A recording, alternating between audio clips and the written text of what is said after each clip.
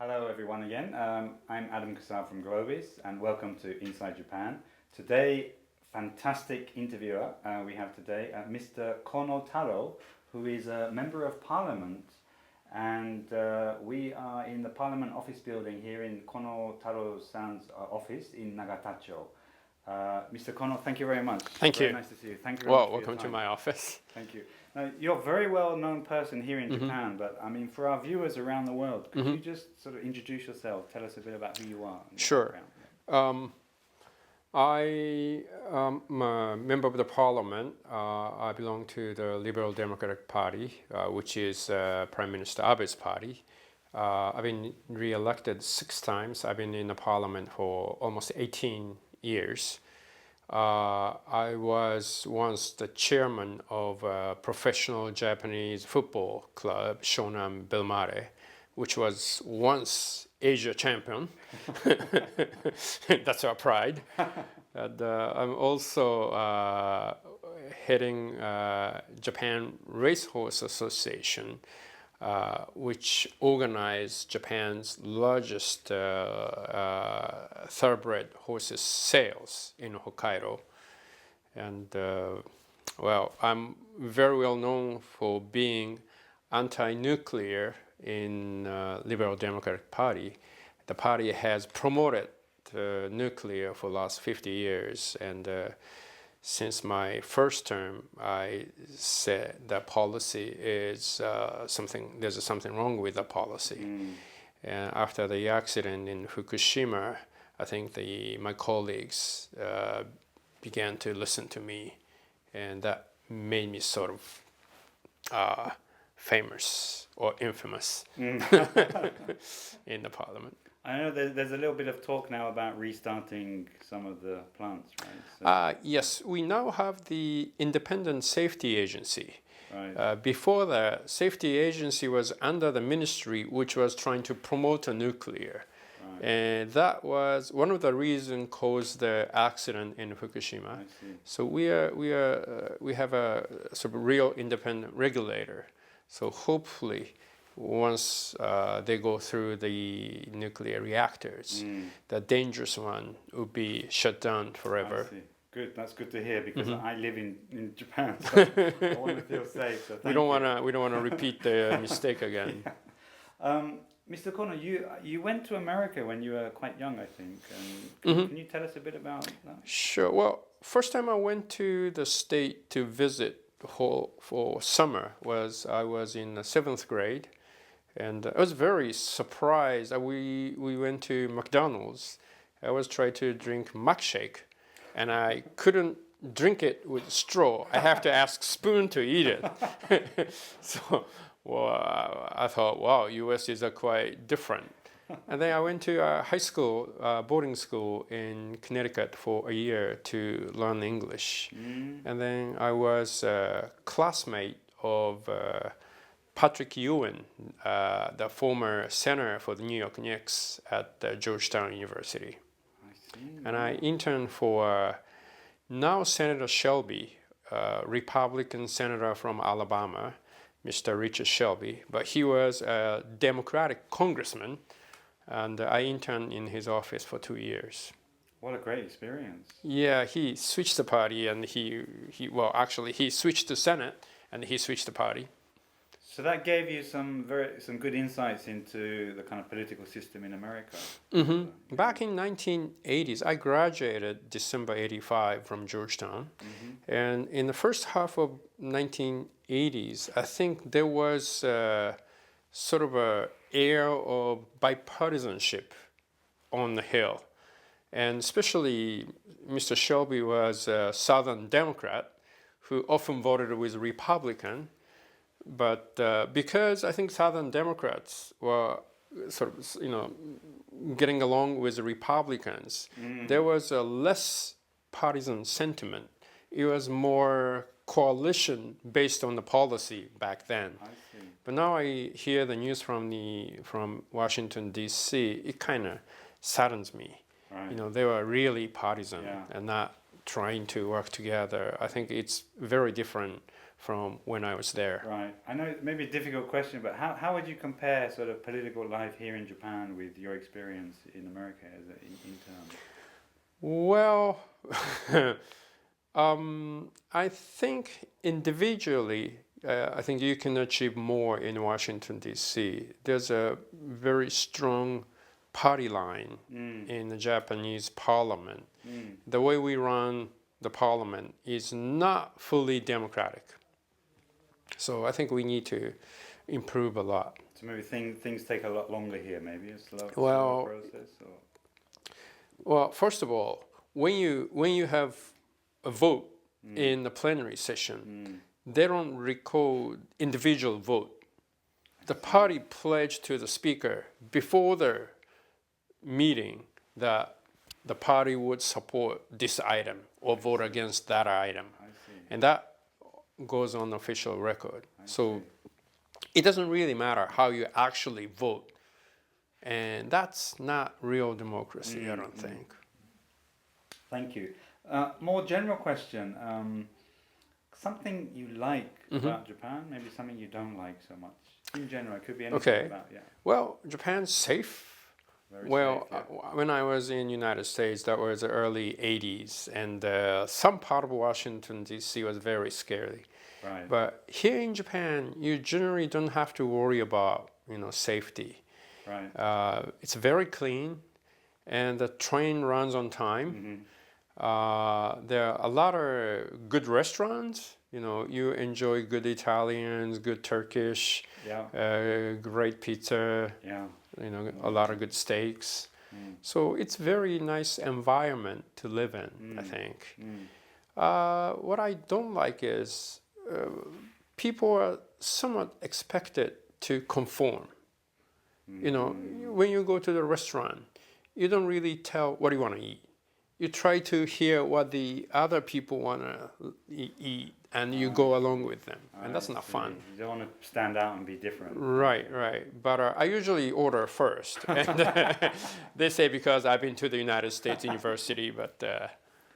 On that point, a lot of foreigners live in Japan, right? Do you have any tips for them about how to get on well with sort of Japanese people, how to live here, maybe with less stress? Well, if they can understand even a little bit of Japanese, and if they could communicate, just a little bit in Japanese, I think the walls start collapsing down. Yeah. And if they become very curious, if they start asking, questions, I think a lot of Japanese want to tell them what they are doing or what they think or what they enjoy.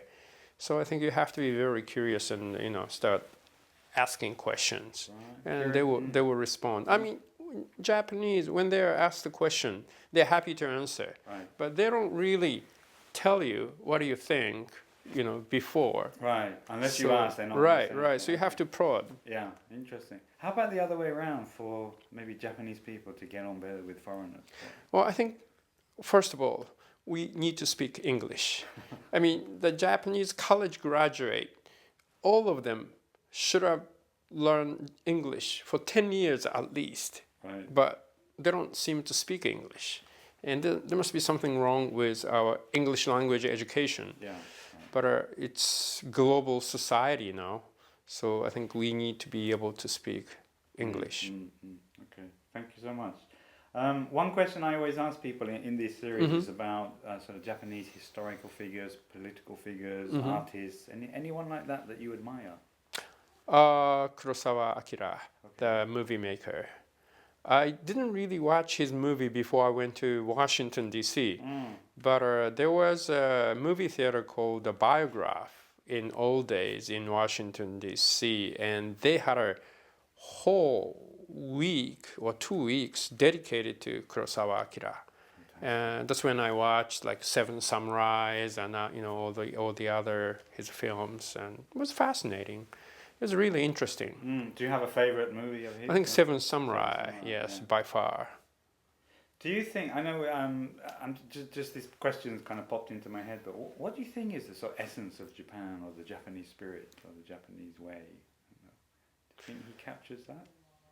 Well, I think the core value is you care about the others. You know, I mean, Japanese lived in a village and growing rice for many, many years. You have to share the water. You have to work together to, you know, harvest the rice. So you have to sort of pay attention to what the other people, you know, if they're in need of something. So on the other hand, it becomes conformity. But on the other side, it's caring others. So it's the, you know, both sides of the same coin, I guess. That's right. So if you could take that and add something from America, maybe to make like a superpower, super culture, what would you take from America to add to? Well, I think initiative, ideas. I mean, like the iPhone, or if you look at you know, those, they will have new ideas. And I think the Japanese would be very good at sort of implementing, executing as a team players. Right. So that'll be a great combination. Great combination, yeah. Thank you. Can you maybe a bit more personal question about you yourself? Can you share with our viewers some kind of a challenge you went through in your life, and you know how you overcame the challenge, something like that? Well, I went to the state. I graduated from high school in Japan. Yeah. I went to university for about 2 months, and then I decided to go to school in U.S. So I quit the Japanese university and went to a summer school near Boston. And on the first day, I didn't know, it was a huge school. Yeah. I didn't know where I can eat. So I asked around, where's the dining hall? And they were telling me, you know, go up the hill, turn left, and I didn't understand. So I couldn't find a dining hall on the first day. I was starving. Right. So the second day, my roommate from Texas came. So I said, he didn't understand eating rice with chopsticks. Oh, But then he finally said, hungry? Yes. So I got to eat. I think, I mean, I studied English for 6 years before that, but my English didn't really exist. So I had to read like 100 pages a night to catch up. So I had to stay up and just keep reading. Otherwise, I won't be able to understand what the hell's going on in a classroom. Yeah, sure. So that year and the English was like real challenge. Yeah. And I didn't really notice my English was improving. Yeah. But like after 4 or 5 months, hey, my English is getting better. You know, I could feel it. So I think you just have to continue, you know, doing it until you get it. So that's what I learned. Perseverance, just keep Right. going, You just have to be persistent. Yeah. I think. Why did you decide to do that? Because I think maybe in at that time, not many people were like going off to America to study at that age. It's quite unusual. Well, I told my father, well, when I speak to the American president as a Japanese prime minister, most likely he won't be able to speak Japanese, so I need to speak English. He thought I'm crazy. We look forward to that day. Thank you. Thank you so much.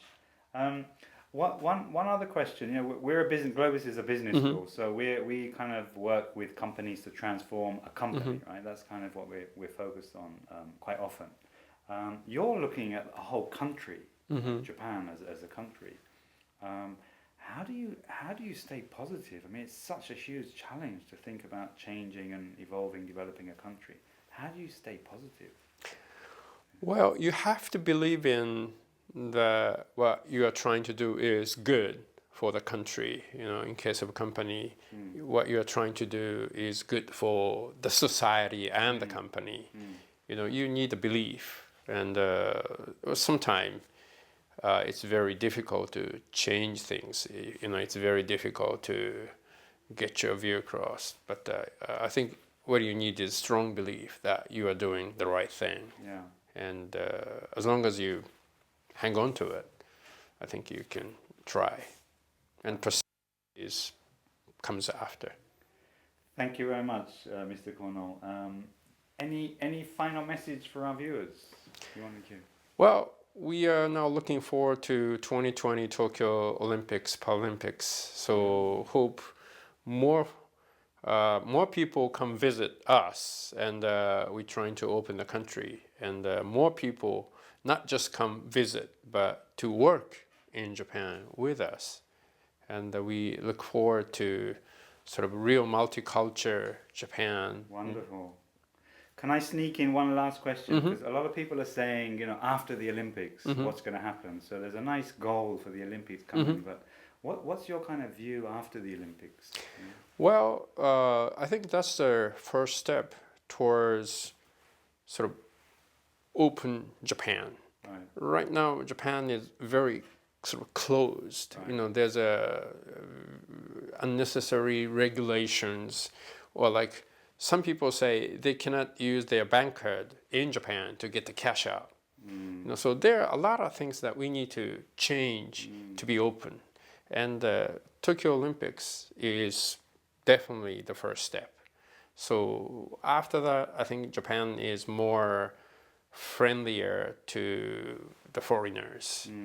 So I have a big dream after 2020. It's just an entrance, not the goal. Wonderful. And you're not worried about the Japanese culture becoming kind of watered down and changed with all these like, foreigners coming in? Well, ever since the time of early emperors, we had many people coming from China through Korean Peninsula, bringing in new culture like Buddhism, rice growing, you know, and some people came from Hokkaido.